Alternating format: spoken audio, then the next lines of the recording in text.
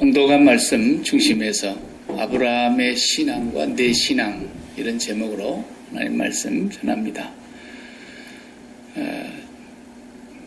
지난 주간에 제가 알래스카 알래스카 곰 다큐멘터리를 한 편 보게 됐습니다. 알래스카의 가장 무서운 곰이 그리즐리, 회색곰입니다. 곰 중에는 제일 사납고 곰다운 곰이죠. 그런데 이제 겨울을 준비하기 위해서 연어가 올라오는 그 개천에 나와가지고 잔뜩 연어를 이제 먹어야 기름을 채워서 눈 속에 들어가야 되는데, 한 부부 곰이 새끼를 하나를 데리고 연어를 잡는 그 강가로 나왔어요. 그래서 서로 이제 아기만 놔두고 두 부부가 자기 알아서 이제 곰이 열심히 이 연어를 사냥해서 먹는데, 어디선가 다른 수컷 곰 하나가 다가왔습니다. 그 알래스카의 아름다운 자연 환경이 그렇게 멋있는데, 이 수컷 곰이 와가지고 아기를 하나 키우고 있는 이 남의 아내한테 와서 이 찝쩍거리는 겁니다. 그리고 막 구애를 하는 거예요. 그리고 둘이 막 사랑을 나누는 거예요. 그러니까 저 멀 말치에서 연애를 잡아먹고 있었던 진짜 남편 곰이 그걸 봤어요. 그냥 슬금 곰이 뭐 그렇게 민첩하게 처음에는 달리지 않는데 다가오는 것 같더니 사정거리 안에 딱 들어오니까 시속 60km로 막 뛰는 거예요. 그래가지고 그 자기 안에 와서 찝쩍거리고 있었던 수컷 곰이 막 도망을 가니까 끝까지 쫓아가더니 단 1분도 안 걸려서 땅 불어 죽여버리더라고요.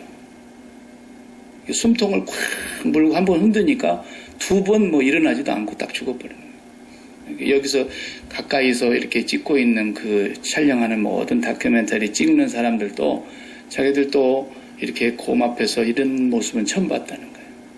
너무너무 충격적인 영상을 아마 세계 최초로 자기들이 잡은 것 같아요. 그걸 보면서 일주일 내내 또 이 창세기 20장을 읽는 가운데서 아브라함의 모습을 생각하고 있는 차에 그걸 딱 보는 순간에, 야, 진짜 아브라함이 저 곰만 또 못했을까? 이런 생각이 드는 거예요. 무슨 얘기인지 아세요? 창세기 12장에서도 애굽의 그 기근을 피해서 애굽으로 내려갔다가 바로 왕에게 아내를 줬던 적이 있지 않습니까? 제 누이 동생입니다. 이렇게 해가지고 그때도 이 아내가 갔다가 재산 많이 이제 대신 받았고, 그 다음에 하나님이 또 어떻게 구해줘서 다시 아브라함의 품으로 돌아왔어요. 예. 근데 이제 오늘 학자들은 어떤 사람은 똑같은 것이 두 번 기록된 게 아니냐 그러지만 사실 그런 건 아닌 것 같아요. 내용이 너무 다르고, 또 그때는 사라가 홀몸이었지만 지금 사라가 홀몸이 아니에요. 곧 이삭이 태어난 임신 상태라고. 그리고 왕도 또 아비멜렉이라는 사람으로 등장하고요. 동일한 또 다른 사건이 많은 세월이 흘러서 다시 한번 일어나고 있는 거예요. 근데 또 이 줬어요. 자, 이런 모조리 같은 남편, 이렇게 무능력한 남편, 정말 수컷 곰 한 마리만 또 못하는 그런 남편을 얘기하려고 이걸 기록했을까? 아브라함의 모습에서 우리가 지금 그걸 봐야 된단 말인가?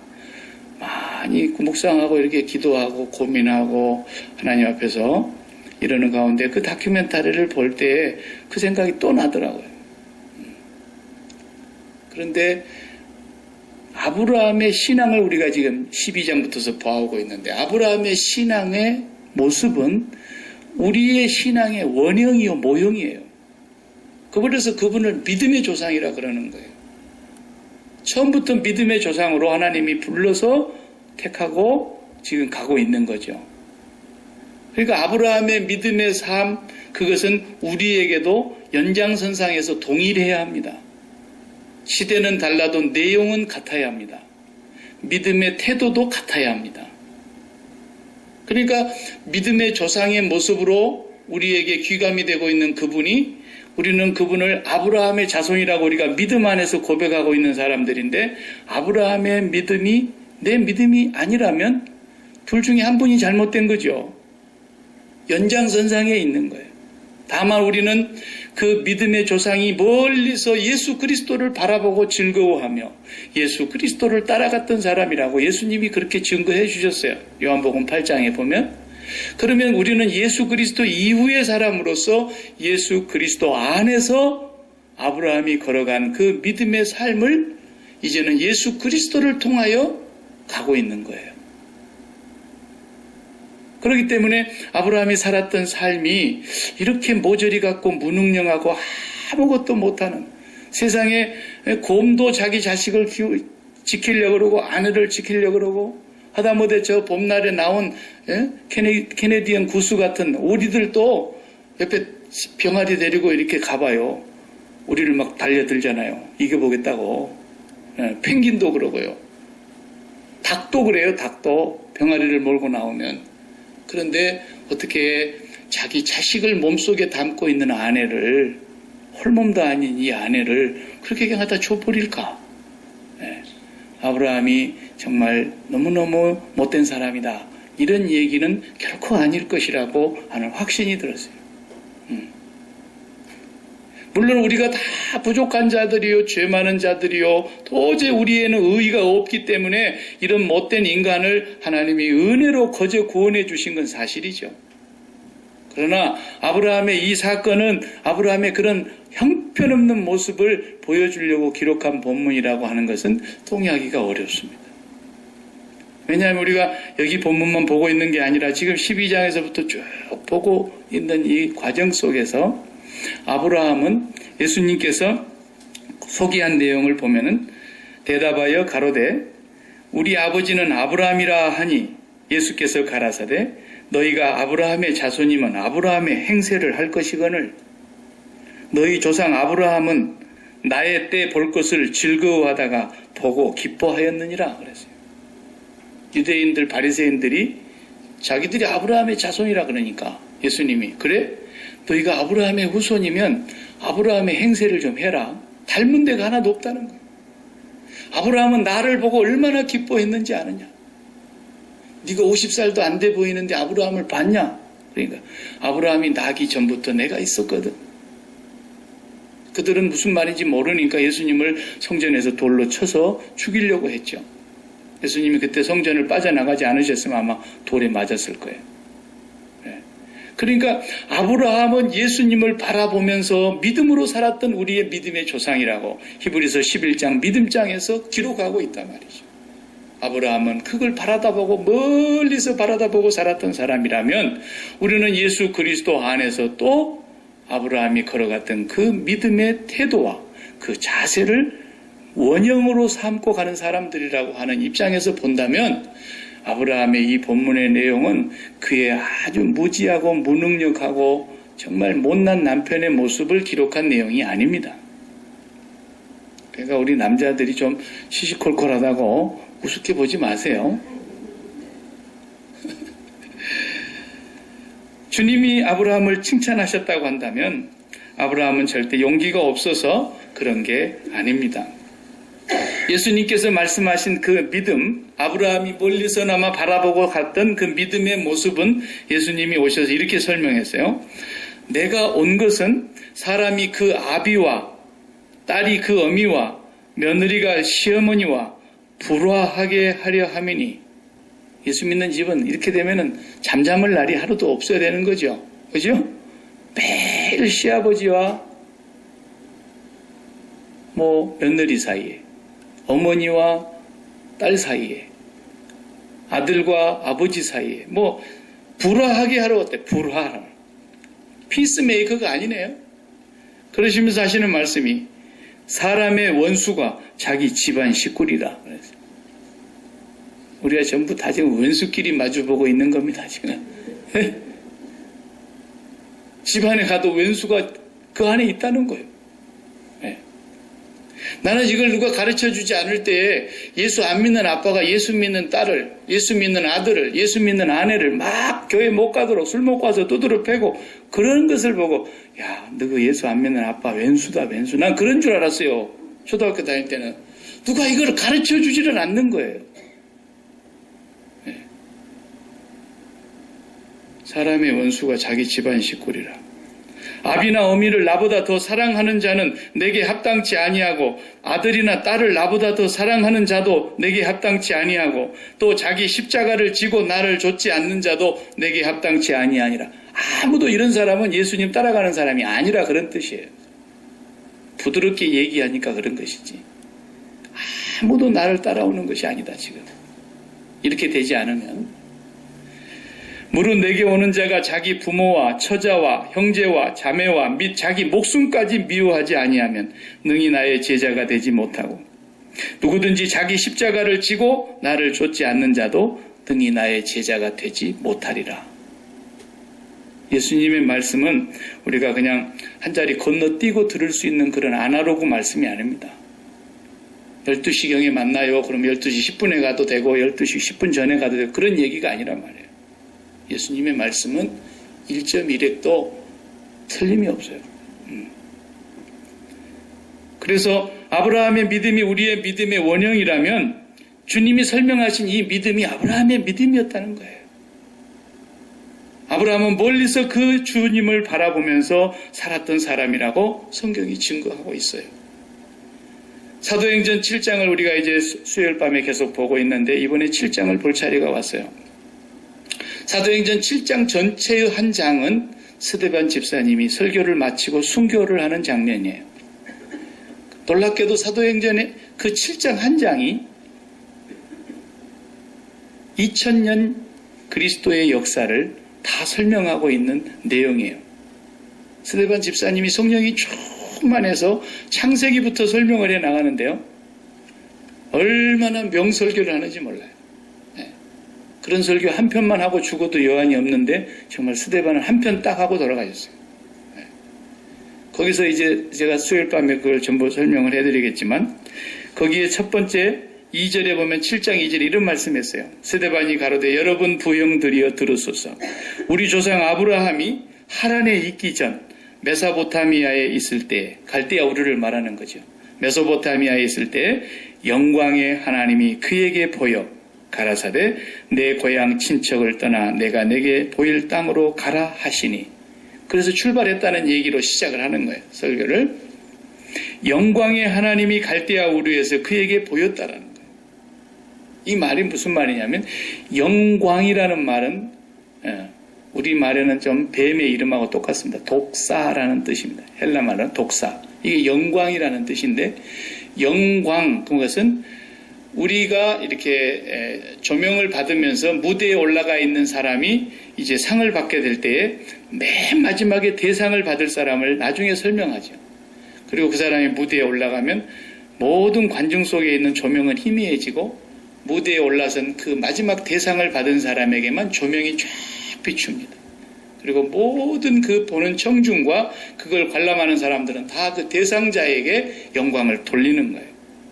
이런 뜻이에요. 영광이라는 말이 독사라는 뜻이. 그러니까 아브라함의 마음에 갈대아 우르에 있을 때 하나님이 그에게 영광의 하나님으로 마음에 다가왔다는 겁니다. 그래서 아브라함의 마음속에 최고의 영광의 무대에 서신 분이 누구였냐? 하나님이셨다는 거예요.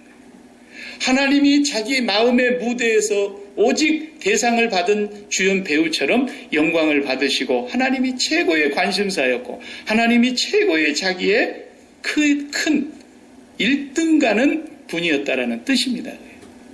그리고 이제 갈대아 우르를 떠난 거예요. 그렇지 않고 떠날 수 있겠습니까? 여러분?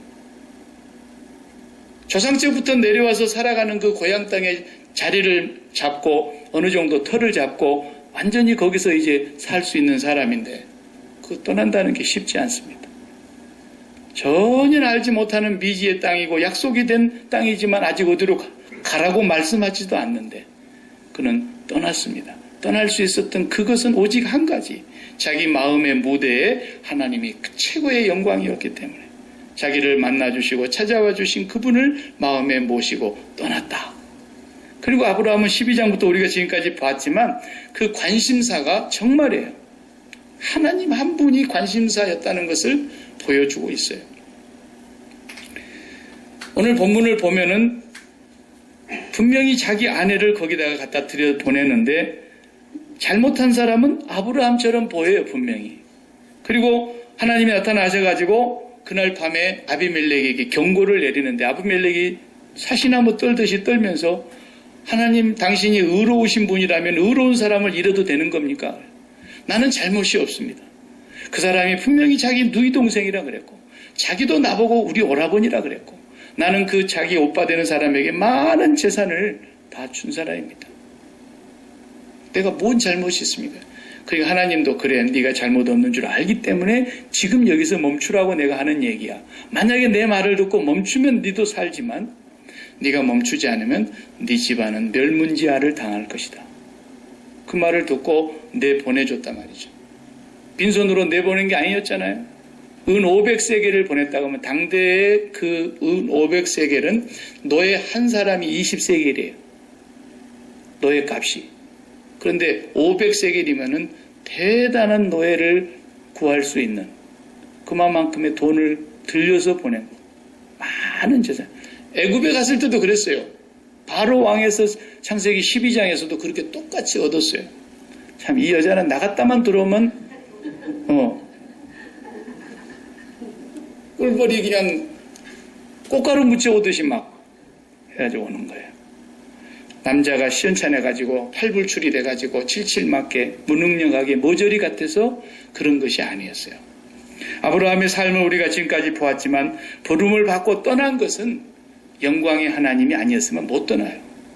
절대로 그 길을 떠날 수 없어요. 본토 친척 아비의 집을 떠난다는 건 불가능한 일이에요. 그러나 영광의 하나님을 보고 떠났던 거예요.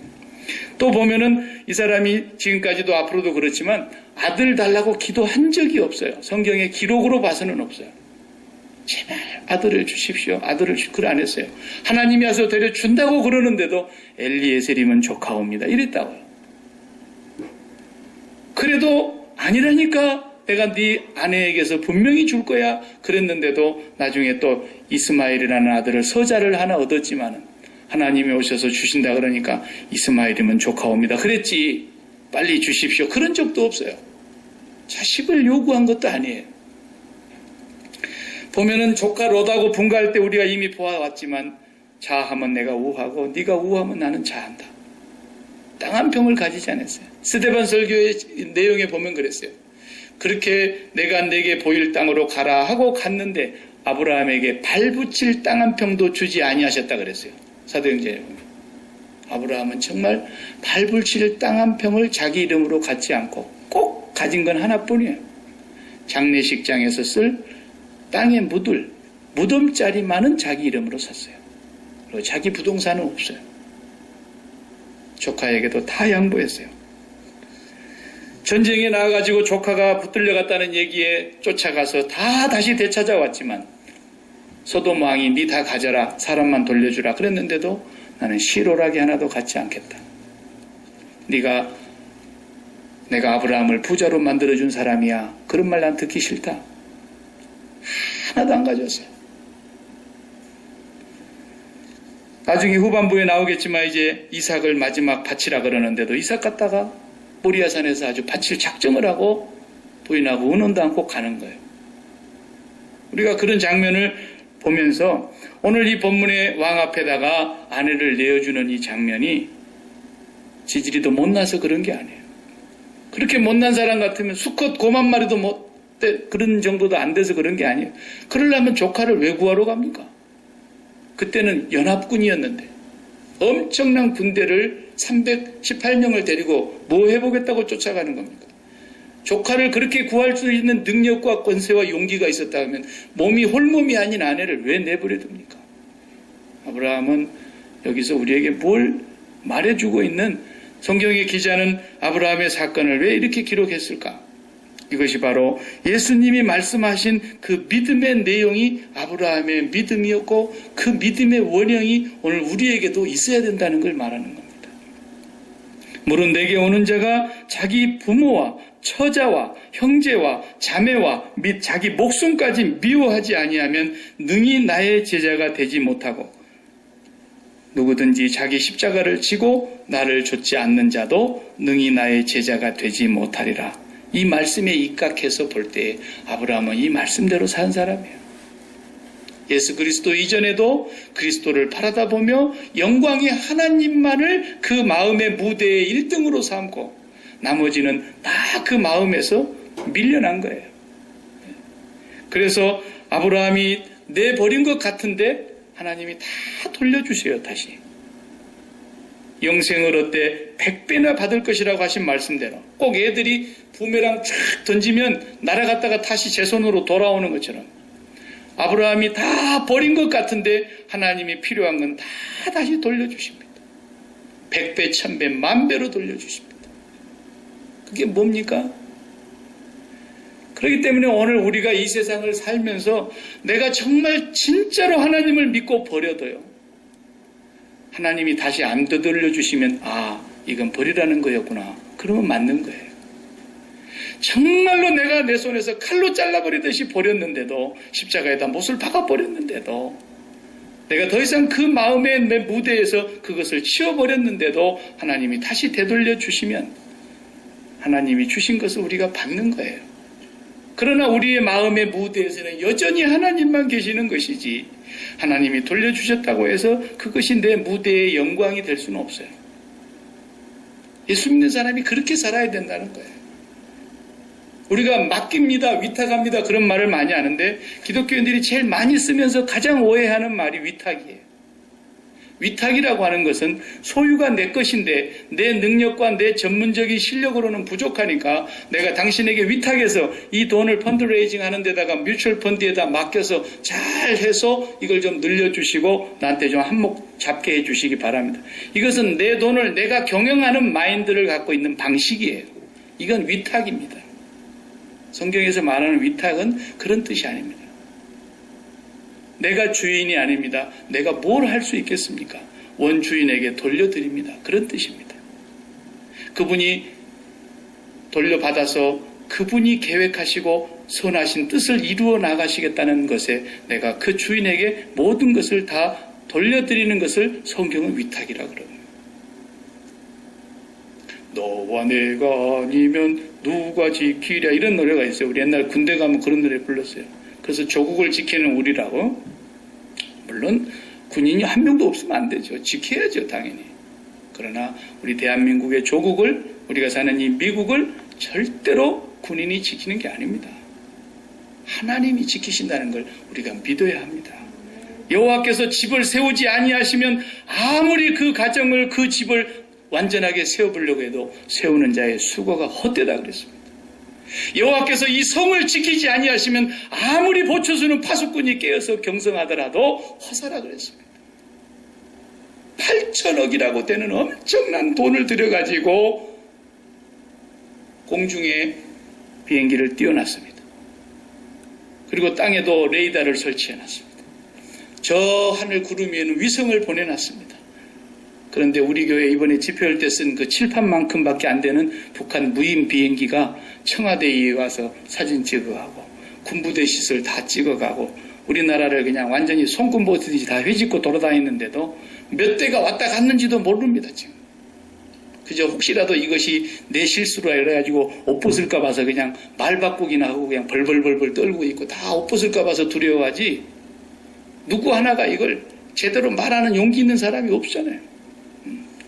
땅에는 수천억 달러가 되는 그런 비행기, 그런 무인 정찰 비행기, 미국에서 최고 좋다고 하는 거, 유럽 쪽에서 최고 좋다고 하는 거 다 갖다가 띄워놨지만 좀 비약해서 말하면 손바닥만한 비행기 하나를 못 잡지 않습니까? 대한민국을 군인이 지킨다고요? 웃기는 소리입니다. 하나님이 버리면 온 세상이 다 도와줘도 안 되는 거고 하나님이 지키시면 온 세상이 다 뜯어먹으려고 해도 못 죽입니다. 미국 같은 그런 강대한 나라에 전 세계에 다 시아의 요원이 다 박혀가지고 그렇게 철두철미하게 정보원들이 다 있어도요. 카스트로 하나를 제거를 못했다니까요. 저 카스토로를 제거하기 위해서 600번 넘도록 시도를 했지만 미국이 못 죽였어요. 미국이 실력이 없어서 못 죽여요. 땅속에 숨어있는 후세인도 잡아내는데. 수년 동안 은밀하게 숨어가지고 있는 빈 라덴도 정확하게 그 집을 잡아내가지고 특공대를 보내서 죽이는데, 아니 카스트로 저걸 뭐라고 저걸 못 죽이겠어요?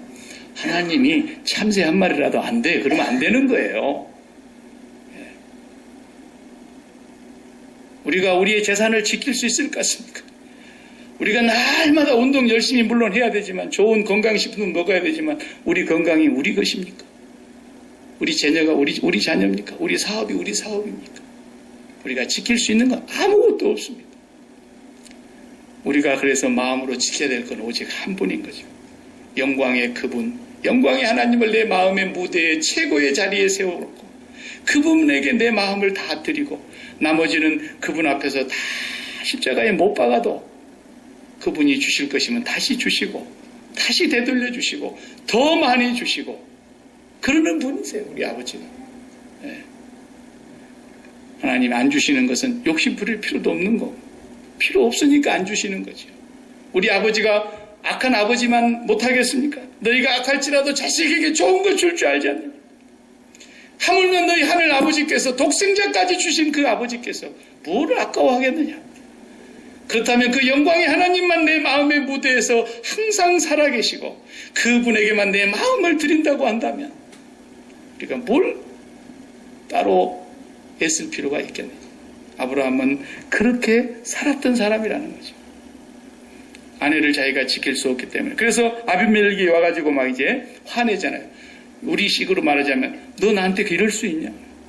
도대체 네가 하나님을 믿는 사람이냐 말이야. 어떻게 네가 나한테 그렇게 새빨갛게 감쪽까지 거짓말을 해가지고 내가 어젯밤에 네가 섬긴 하나님 앞에 죽을 뻔했다 말이야.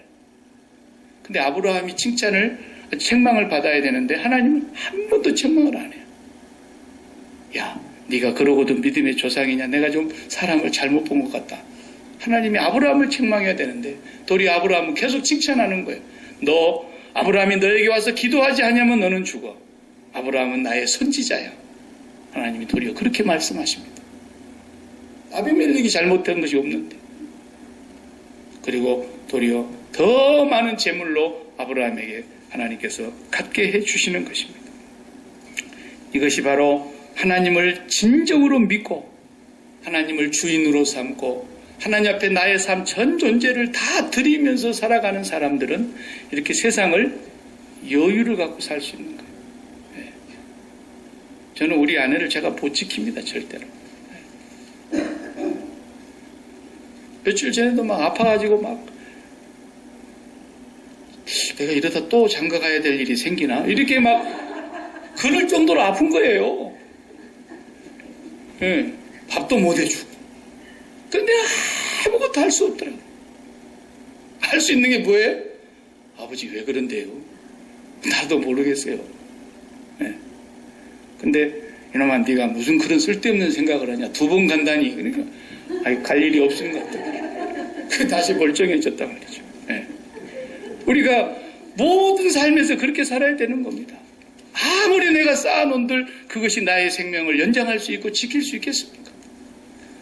우리가 우리 아이들의 미래를 책임져 줄 수 있겠습니까? 우리는 그들을 주님의 사랑으로 먹이고 가르치고 품 안에 있을 때 조금 베풀어 줄 수밖에 없지만 우리의 사업이 우리의 삶을 책임져 줄 수도 없고 우리는 오늘도 아버지 한 분만 마음에 모시고 살아가는 그 삶이 예수님께서 아브라함을 칭찬하셨던 그 믿음의 원형이 바로 예수님을 통해서 우리에게 이루어지게 하시려고. 그래서 우리 마음에 이제 그분을 모시려고 하려고. 근데 너무나 많은 그리스도인들이 오해를 하니까 내가 갖고 있는 이것이 더 좋은 것인 줄 알고 우리 집에 이제 거실에 한 30년 동안 시집올 때 가져온 것이 그냥 그대로 널려 있는데 30년 동안 카우치를 썼더니 카우치가 그냥 이제는 너무나 모양새가 안 나. 그래서 새로운 카우치를 하나 장만을 해서 이제 거실에다가 놓으려고 그러는데 선물로 누가 그냥 준대. 그러면 그것이 선물로 쑥 들어오면은 이 카우치 빨리 치워야 되는 겁니다. 요 무대에 그대로 카우치를 놔두고 주님 와서 이것을 멋있는 걸로 고쳐주세요. 다시 새 걸로 만들어주세요. 이건 신앙이 아닌 거예요.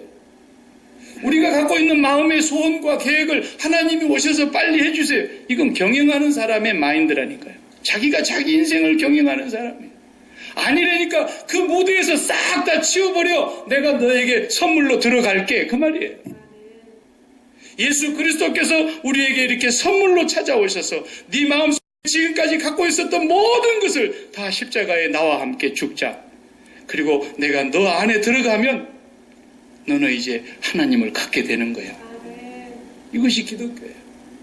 우리는 계속해서 내 마음의 소원과 내 마음의 생각과 내가 가지고 있는 지식과 경험과 세상 사람들이 가르쳐준 그런 모든 밸류를 가지고 나도 그렇게 됐으면 좋겠다는 간절한 열망을 갖고 있고, 이것은 낡은 카우치를 새 걸로 바꿔달라고 하나님 앞에 와서 얘기하는 것과 똑같은 거예요.